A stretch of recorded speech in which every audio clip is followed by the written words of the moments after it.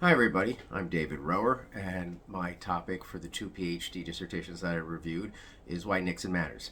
Nixon cheated and lied. Harry Truman once said that Nixon lies out of both sides of his mouth. The lying didn't start with the Watergate break-in. It may have even not ended after Nixon left the White House.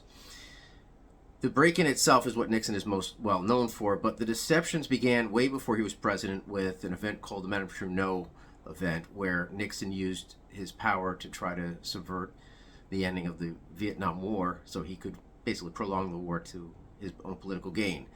So Nixon becomes known for the scandals that become known as Watergate, and any scandal after Nixon becomes known as a Gate scandal. I was curious how other historians would view Nixon. I find Nixon fascinating because here's a man who rises to the top of his profession and he can't let go of the scheming that gets him there.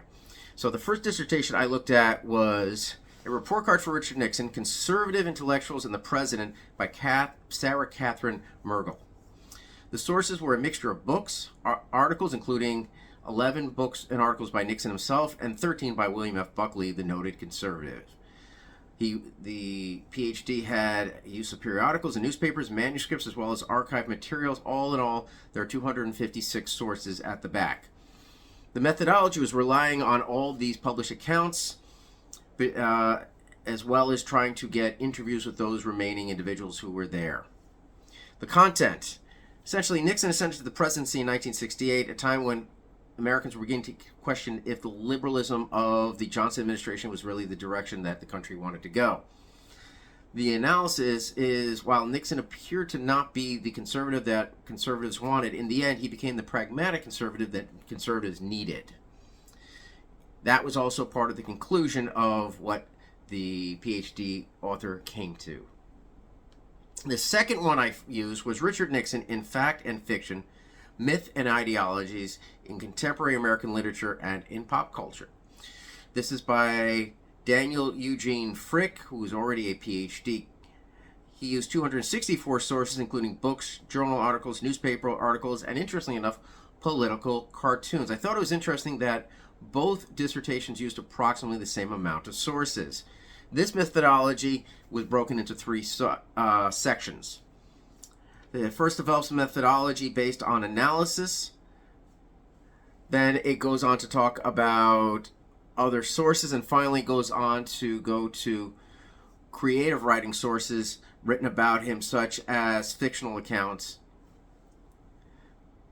The content itself examines Nixon and various media in order to eliminate ideological rifts between the culture of contemporary America. I find political commentary and pop culture in America fascinating, especially starting this time with Nixon, because this is the beginning of really examining political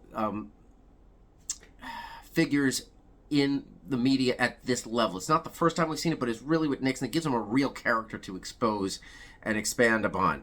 The conclusion is it's kind of contentious, and it makes a study that he represented, Nixon himself, a fruitful vehicle for understanding the stalled process of cultural formation that has characterized our own recent experiences. In other words, the PhD dissertation is talking about Nixon as a blueprint for looking at more of the most recent presidents, as also characterizations of pop culture and how they're portrayed. Thank you.